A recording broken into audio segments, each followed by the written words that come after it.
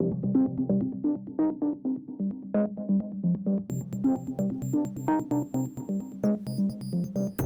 evening and welcome to week 12 of Tracking the Tropics. I'm CBS 17 Chief Meteorologist Wes Hohenstein in Raleigh, North Carolina. We've got two systems on the verge of getting a name this week in the Atlantic and a Category 4 hurricane in the Pacific. We'll talk about both those subjects in just a second, but here's what else we have coming up tonight on Tracking the Tropics.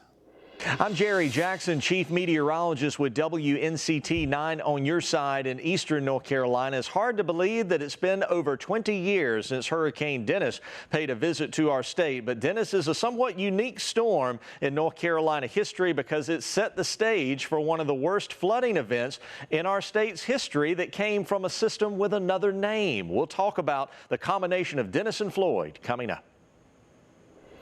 Hi there, I'm Chief Meteorologist Chris Allred from WSAV in Savannah, Georgia. Tonight, we are going to track the tropics. We have two different disturbances, so I'll show you where they are and where they could go next. And I'll introduce you to a family from Tybee Island. Their home got flooded by Hurricane Matthew. Then they got government grant money and got the home lifted. We'll talk about that and much more. It's all tonight.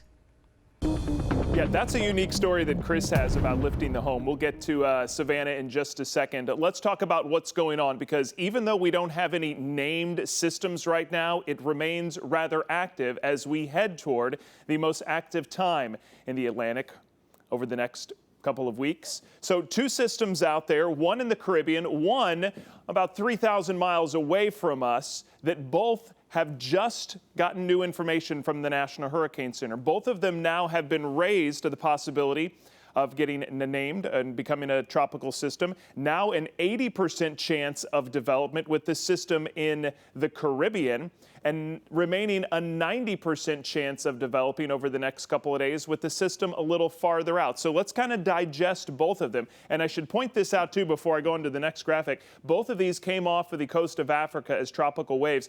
As you look at the last few frames here, there's another pretty intense system over the continent of Africa right now that will also come out over the ocean in the coming days, and probably be another system that we'll have to keep an eye on. Let's start a little closer to home. And again, we're down in the Caribbean, still a long way away from land in the United States. But this system, if you just do the eye test with it, you step back and look at it, it does not look that impressive. And it's not. It doesn't have the circulation. It's not even a broad circulation. It's just an area of thunderstorms, an open tropical wave is what we call it, that the Hurricane Center gives a 40% chance of developing in the next 2 days. So that's not really that great of a chance. Where it becomes significant and where they think there will be more development as it continues to move through the warm waters of the Caribbean, encounter some more favorable upper air, and in the next 5 days, so by the end of the week, there's an 80% chance that that system could develop. So it's a little closer to home, so let's pay a little more attention to this one. Let's look at the computer models. These are mainly the afternoon runs from Tuesday, still getting in all the evening runs. And two things that we always look for when we look at these spaghetti plots, the computer models. We look at the trends. Which way have these lines moved in the past 24 hours? And we look at the cluster. Where are the majority of these lines, these computer models, sending this storm? There is somewhat decent agreement that they're going to keep it on that westerly track through the Caribbean. But then once it gets to the western part of the Caribbean on the verge of the Yucatan Peninsula and into the Gulf of Mexico, look how they just kind of fan out and go every which direction. That tells us an important story, that there's just a lot of uncertainty about where this storm could go if it does form. And listen, that's a big if. This may not even get its act together before it runs into land and has really no chance of developing. So this is more a concern for the Gulf of Mexico, not really the East Coast.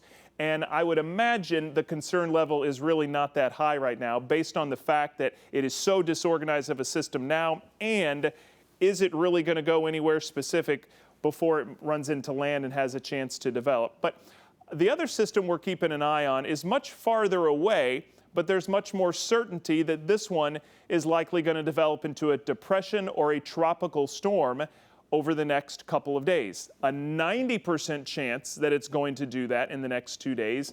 Also a 90% chance in the next 5 days. And if you do the eye test at this one, it's more obvious that it's a bigger system. There's a lot more thunderstorm activity. But remember, that's not really important to us as we try to figure out if it's going to be a depression or a storm.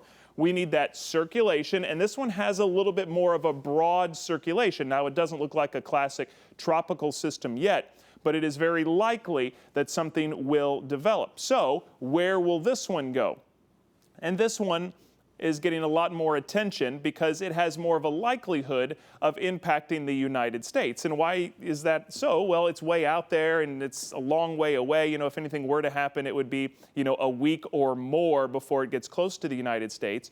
But systems around this latitude, and when I say this, around this area, not farther north, not farther south, they have a more likelihood of getting on a track that could funnel into the Gulf of Mexico or Florida or up the East Coast. And the computer models with this one have a little more certainty of what's going to happen. The cluster is a little tighter together over the next couple of days, as it will come right around the Caribbean or just north. So in that area, it has a better chance of coming through the Straits of Florida into the Gulf of Mexico, coming right over Florida, or maybe flirting with the East Coast. Now, if any of that were to happen, it would be later next week. So still a long way away with so many possibilities, and you just can't say for sure right now where it's going to go. But this is the position. This is the place in the Atlantic where we watch. It's going to have plenty of time over the warm waters to get its act together over the coming days. So we have time. But this one, I think, is going to be more interesting, and it could eventually become Tropical Storm Laura. And yes, if it does become Laura in the next couple of days, it would again be the earliest forming L-named storm of the season. So far, we've had C, Cristobal, E, F, G, H, I, and J have all been the earliest forming storms. Kyle's on that list too, by the way, on record. So Laura would fall right around. And Laura and Marco, if the second system were to get a name, that's what would be on already. And as we look at the formation points, these are all the formation points since 1851 of where storms have formed in August.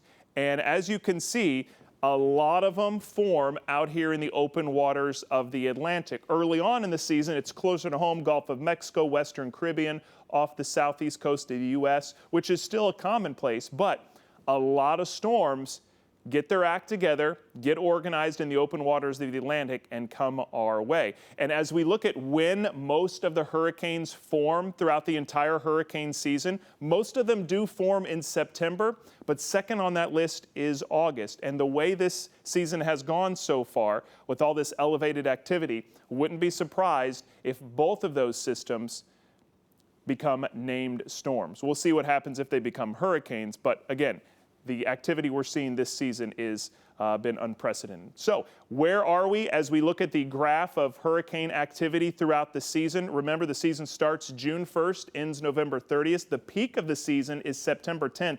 Well, we are climbing this proverbial ladder of activity, so it's no surprise that in mid-August, the third week of August, things really start to ramp up, and they will continue to do so. The activity we're seeing now is very similar to what happens in October. So we're getting into a very busy period, a period that will keep us busy with possible Laura and Marco in the coming weeks. All right, let's bring in our first guest. We've gotten familiar with him already this season with a lot going on, and I want to talk to him about one of the more infamous 1-2 punches in hurricane history. WNCT Chief Meteorologist Jerry Jackson's in Greenville, North Carolina. He's back with us tonight. Jerry, before we get into that unique meteorology history back in 1999, I'd like to kind of start off just with your thoughts on those two waves out there in the Caribbean and the Atlantic. Well, you summed it up very nicely, because you're right, especially about that second system that you're looking at. It's in the right placement and the right time, more importantly. This is the time of year where we really start to zone in on any disturbances over near the Cape Verde Islands as far as the origin point. Of course, it's now worked a little bit west of there. Let's go ahead and get started. Take a look at the current satellite imagery, the tropical satellite imagery, and you can see those two systems Wes was just mentioning there highlighted on your screen. In the bottom right right-hand corner, that's the system that we are watching. And Wes, you used a great terminology there, the eyeball test, because you're like me, you've watched these things for many, many years now. And there just comes a point in time, just by looking at it, you realize it's about to do something. And this system on the bottom right of the screen there is probably very, very close to getting a name, I would say, maybe even in the next day or so, if not sooner. It's certainly starting to get a better circulation. You can see it tightening up a little bit near the center of that circle, starting to get more persistent thunderstorm bands on the outside. Of course, as you very correctly said, the key to that is not just the presence of thunderstorms, but how they're orienting, if they're starting to wrap in, if it's starting to become a tighter, better defined circulation. But we always like to keep proper perspective for our viewers, and we've been telling them all day long this system is at least 9 to 11 days or so away from the United States, if it ever makes it here at all. So a lot can change in that length of time. It's nothing we need to be worried about for this week or this weekend for sure. It is something, though, we will monitor very closely for next week, especially the second half of the week, if indeed it continues that trend up to the north and west with time. Of course, 21 years ago, we were tracking another system of a different kind working its way through the Atlantic Ocean. It was what eventually became Hurricane Dennis back in 1999. It formed in August, started originally as a tropical wave, a little tropical disturbance near the Cape Verde Islands, close to this date on August 17th back in 1999. Oftentimes we use Dennis and Floyd in the same sentence because it was all the rain from Dennis that helped to set the stage for the catastrophic flooding that we saw with the rain from Hurricane Floyd. But Dennis caused a lot of problems all on its own, even before that secondary bout of rain started to move through. To begin with, it started simply enough just as a cluster of thunderstorms near the Cape Verde Islands and actually traveled most of the Atlantic fairly uneventfully. It really wasn't until it got closer to the Bahamas that it started getting its act together and actually became Tropical Storm Dennis on August 24th of 1999. Even from the start, it was very unusual in appearance, and this was due to a variety of factors. First of all, it was situated near a stretched out low pressure trough, and also a lot of wind shear was tearing into it early in its formative stages. So that helped to give it somewhat of an elongated stretch, not classic look. It didn't really have a good symmetry early on, but despite all of that, it was able to overcome those deficiencies and eventually went on to become not just a hurricane, but actually a Category 2 hurricane, peaking with 105-mile-per-hour winds. Also, the eye was very large, about 30 to 40 miles wide, which is a bit unusual, and it was the lack of symmetry, the larger than average eye, and the placement of a couple of weather features around it that helped to contribute to a somewhat erratic path that it took. Now, it weakened a little bit as it edged closer to the North Carolina coast, made a close pass to us on August 30th and 31st, but actually missed making a landfall by about 60 miles. It was scooped up by a low pressure trough, and for a while it looked like it was just simply going to be carried on out to sea. The only problem was the low pressure trough kept moving out to sea, but it left Dennis behind. And so Dennis was forced to just kind of drift very near Cape Hatteras for a little while, and eventually fate intervened. As a ridge of high pressure built north of it, it started pushing Dennis southward again over warm water, and it effectively completed a loop off the North Carolina coast and then made landfall as an upper end tropical storm near Carteret County on September 4. So what looked to be a near miss wound up actually being, about a few days later, a direct hit. Thankfully, it was not a hurricane when it officially made its landfall, but right on the edge, about 70-mile-per-hour sustained winds, but there were some wind gusts, of course, much higher even than that. Dennis brought a storm surge of 3 to 5 feet, and in some cases higher, to portions of the North Carolina coast. Some of the wind gusts actually approached 90 to 100 miles an hour, even though the sustained wind field was much lower. As is often the case with any landfalling system, tornadoes actually became an issue too. Of course, we had an F2 tornado that occurred up in Hampton, Virginia with Dennis as it moved through, caused a lot of damage up there. Dennis created about $150 million in damage across several states, and at least 4 deaths directly tied to the system, and probably another 2 deaths indirectly tied to that system. And of course, the slow and rather erratic movement led to a wide variety of rainfall totals from Dennis, depending on location. But parts of eastern North Carolina picked up anywhere from 10 to 20 inches of rainfall from Dennis. Dennis as it was moving on through. Obviously, that created some flash flooding concerns, some river flooding, but what it really helped to do was set the stage for all the catastrophic flooding that Floyd would bring just 2 weeks later. Remember, Dennis hit, brought 10 to 20 inches of rain, and within 2 weeks, Hurricane Floyd hit and brought 15 to 20, in some cases close to 23, 24 inches of rain. So some parts of eastern North Carolina would pick up between 30 and 40 inches of rain in the span of about 3 or 4 weeks with the combination of those two systems. And it wound up being what was, at least at that time, the worst flooding disaster in the history of the state. Unfortunately, some of those records that were set by that 1-2 punch, if you will, have been overshadowed recently by Hurricanes Matthew and also Hurricane Florence when it hit back in 2018. But, you know, I was talking with one of our meteorologists here a little while back when we were working on one of our documentaries. I think it might have been on Florence. And we were just kind of asking back and forth, Wes. We said, how many storms of the century can we have? How many 500-year floods can we have? And, you know, Floyd, a lot of people probably thought in their mind, well, gee, maybe in my lifetime I won't see anything like that again. And then lo and behold, you got Matthew and Florence. So we know what the precedent is here in North Carolina. Right. You know, let me use my cheat sheet here, Jerry. Hurricane Dennis first showed up on the name list back in 1981, and it hit the Florida Panhandle and the coast of Florida. And then it was a fish storm in 87 and 93. Then, of course, Dennis was back in 1999, the way you're talking about it. It wasn't retired then. It wasn't retired in 81 either. Maybe it could have been. It wasn't retired until after it was back in 2005 and hit the Florida Panhandle. Are you surprised that Dennis stuck around that long? I mean, they could have retired that in 99. I'm so glad you brought up that point, because just throwing together a few numbers here, I was shocked by that too, because we focus so much on North Carolina. From our perspective, sometimes we forget about the Dennis you mentioned in 2005. How in the world Dennis didn't get retired in 99? Because again, 150 million in damage, fatalities. That was a little surprising to see that name show up again on the list. Of course, as you said, it has now been retired following the 2005, I believe it was, system that you were mentioning there. But yeah, I was really surprised to find that out. Yeah, and you know, that picture behind you, it looks like we're looking at lakes and rivers. You know, that inland flooding, all that water flowing into the rivers did so much damage, created so many problems for neighborhoods and homes. Our river level forecasting has gotten so much better than what we had 21 years ago. I mean, you know, I don't want to say we didn't know anything back then, but there was so little information back then, wasn't there? Well, we certainly knew a whole lot less. I think that's fair to say. I remember I was still a weekend meteorologist, relatively new in the business when Dennis and Floyd hit. I was working for a station down in Wilmington, North Carolina back then. And it was kind of a helpless feeling. The storm hit and did what it was going to do and went away, Floyd.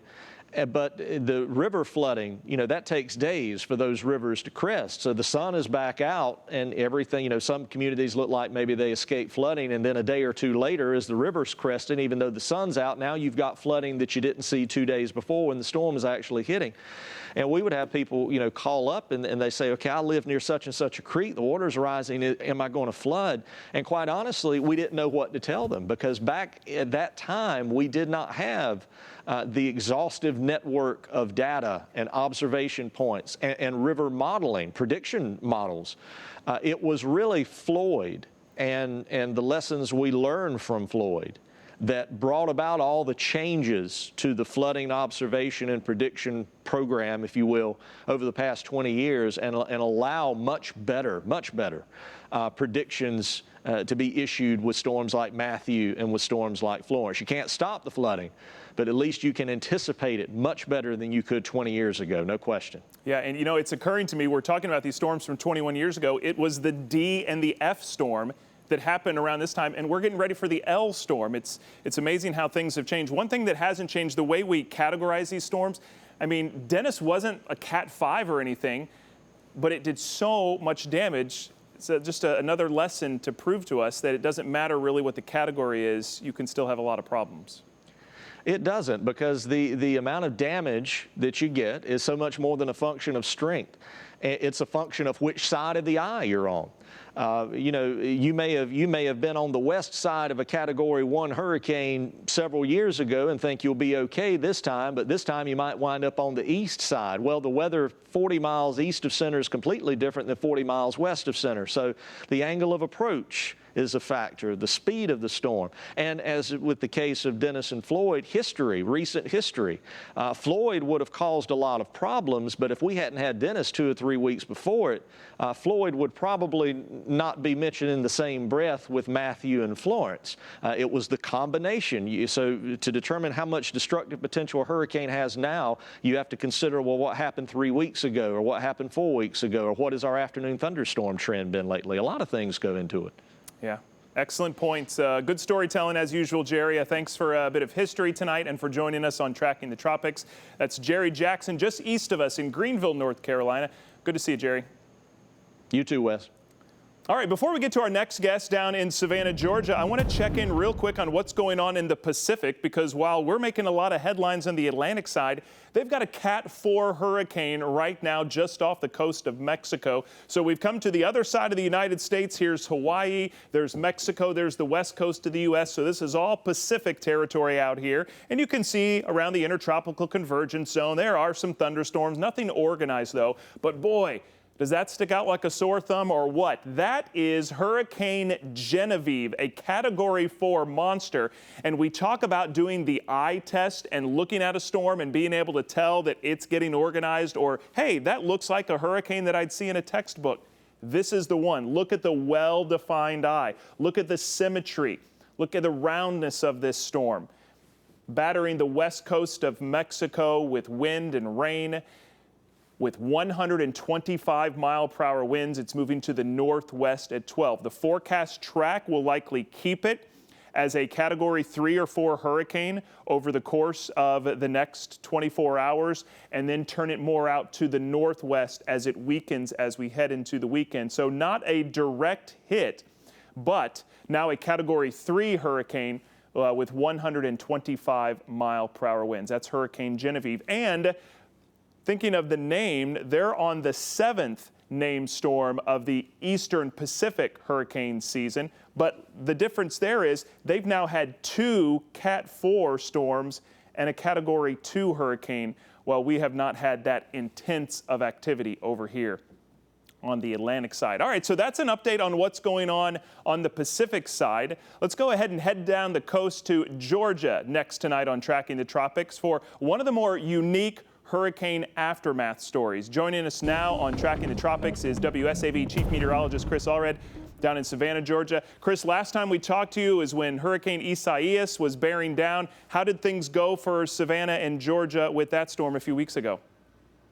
Well, it was the most excitement that we have had so far this season, because we were in the cone of uncertainty for a few days out, and this got a lot of attention from everybody in the coastal empire and low country. But as it turns out, really the hardest thing for us was just saying the name correctly. So Isaias, let's take a look here at the forecast track, the official track of the storm system. So I'm going to walk on over here to the Mon wall and check this out. So when you first look at this forecast track, it's kind of scary looking. And I think this is the reason why so many of us get bogged down when we start to see a forecast track or we start to see spaghetti plot models. You look at that line and you think, oh dear, it's getting so close to our area. What is it going to do? But like you and Jerry were mentioning about how a storm is not perfectly circular. You have the strongest active weather on the west side, not the eastern side. So we were on the good side of the storm system. Now the center of it came about 70 miles from Savannah, but I mean, I'm talking about a breezy day at the most, what we felt on land. We didn't even get any rain showers, like maybe a 20% chance of a rain shower, and that's it. But I will tell you that the public beaches, they were closed, which was a smart thing to do because we did have a lot of rip currents. So everyone was told to stay out of the water for the day, but people still went to the beach. They still had a couple of rain showers, but sunshine later in the afternoon, and it looked like a normal day right along the coast of Georgia and South Carolina. But I want to show you something. You compare that track, Isaias, us to the track of Hurricane Matthew, and it's very similar. But now the center of Matthew got about 20 miles away from Tybee Island, which is our island right here in Savannah. So even though the track is very similar, you do have a difference of 50 miles. But you have one storm system that brought some breezy conditions, rip currents, rough seas, and another one that did a lot of destruction. And that's what I think we have to focus on as meteorologists and also as a viewer, that it's not always just the track. It is the intensity of the storm. It's the shape of the storm. It's how fast the storm is moving. Every single storm is unique, and that's why we have to look at it different ways. And even where we are here in South Carolina and Georgia, tides are such a huge factor. We have about a difference of around 6 to 8 feet on a normal day. So if a storm system hits during high tide, you're talking about a tremendous amount of flooding that potentially could happen versus low tide, where you might get some storm surge. And that's why the forecasting is so tricky, and we have to stay up to date on the latest forecast track and be ready for anything to change at any given time. Good comparison there, Chris, between Matthew and Isaias. And yes, I too am glad we're not going to have to say that anymore the rest of this year. But before the season got busy, you guys spent a lot of time in the community talking to residents about all the storms that have impacted them in the past few years, and there have been a lot. But you found one specifically that I want you to share with our viewers. I love the engineering and how it helped somebody with a storm a few years ago. That's right, because I mentioned Tybee Island, and that's where a lot of homes have been built several years ago, so they're not lifted. And we're talking about homes that received damage from Hurricane Matthew, which was back in 2016. So it's been 4 years, and they're just now starting to see some of that federal grant money come in. They're able to take that money, still stay in their home, fix it, repair it, but also lift it. This is a pretty cool story to see how the money is being used. If I get any more elated, my feet will be off the ground. Larry Piper's spirits are lifted about as high as his house, which now sits 12 feet in the air. The Tybee homeowner is one of 10 others to receive grant money through FEMA and GEMA. The $1.5 million flood mitigation grant will help the houses better withstand future floods. Once we get the pilings in, get the cross braces in for the subflooring and all that, it'll be like 11-foot elevation. Plenty of room to drive our cars, trucks, and boats under. Piper's Lewis Avenue home sits right on the marsh. Hurricane Irma was a nightmare for him and his wife, Donna. 28 inches of water flooded their home. We were in the house when it flooded. My wife stepped into the yard and the water hit her 4 foot deep out here in the yard. The Pipers and 9 other families only have to cover 15% of the cost. FEMA handles 75%, while the state pays the remaining 10%. Everyone I've spoken to is excited to get going with it. They are ready to get lifted. They'd love to be up in the air before we have a hurricane, if that happens again. Getting flooded is exhausting at the very least. Piper agrees. He hopes never to see another flood event in his lifetime. And I'm 72 years old, so hopefully we'll have another 20, 30-year span without a hurricane. Ashley Williams, WSAV.com now. Chris, kudos to the photographer who got under the house to shoot that video. Amazing story. Yeah, that was Ashley. So she did it all on her own, one-man bands right now, for the TV industry. So she did a great job on that story. And just to hear how they walked out and the water was up to their waist, it can be terrifying. And like the man said, he's 72 years old. He wants to stay where he has made his home for the last several years. And this is a way that they can do it and hopefully be a little bit safer in doing so. Yeah, Chris, one other thing you guys stumbled upon that I'd like to share with everybody. A lot of times when storms come through, it gets tricky. The power goes out. You've got food that's now in danger of spoiling. But you have a great trick that some of our viewers may want to follow in the future. Yeah, this is actually a really great tip, one that I learned from Storm Team 3 meteorologist Alyssa Carsley. The power goes out. You may be home, you may not be home. You could be on vacation, you could have had to evacuate, and you don't know exactly when the power went out and when it came back on. And we get back and you open up the freezer and you're not sure, do you throw out all the food or is it safe to eat? Because that can be a lot of money that is lost right there if you don't want to file with insurance and you have to wait on the money to be returned. So this is something that you can do do. Anybody can do this. It's a very easy tip to follow to keep in mind anytime the power does go out. All you're going to need is a quarter, a cup of water, and your freezer. First, freeze the water in the cup. Next, put the quarter on top of the frozen water, and then put the cup in your freezer. And the hard work is done. When you want to check on your food, just look at the quarter. If the quarter is right on top, your food is still good. If the quarter is in the middle of the cup, your food is likely still okay. But if you are still unsure about it, it's best just to throw it out. If the quarter is at the bottom of the cup, your food was unrefrigerated at some point and it is unsafe to eat. If you plan on staying and the power does go out, refrain from opening up your freezer. If you do so, you're letting all the cold air come out, and that will allow your food to spoil more quickly. And that's great advice that we can follow anytime. And hopefully in this upcoming season, we don't have to evacuate. But at the rate that we're going right now, the fastest pace on record that we've ever had for the hurricane season, I think we have a long way to go, unfortunately. All right, Wes, back to you. Chris, you are right. And how about when we go on vacation or when winter comes along and we have ice storms and we may be away from the house? That quarter trick in the freezer is something great to use. Easy to do. All right, that is Chris Allred down at WSAV in Savannah, Georgia. Chris, always good to see you. We will talk to you down the road. And guess what? That's it for us tonight. Thank you for joining us for tonight's Tracking the Tropics. Remember, we are here every Tuesday night at 8 Eastern during the Atlantic hurricane season. We appreciate you spending part of your night with us. Live in Raleigh, North Carolina, I'm Wes Owenstein. Have a good night.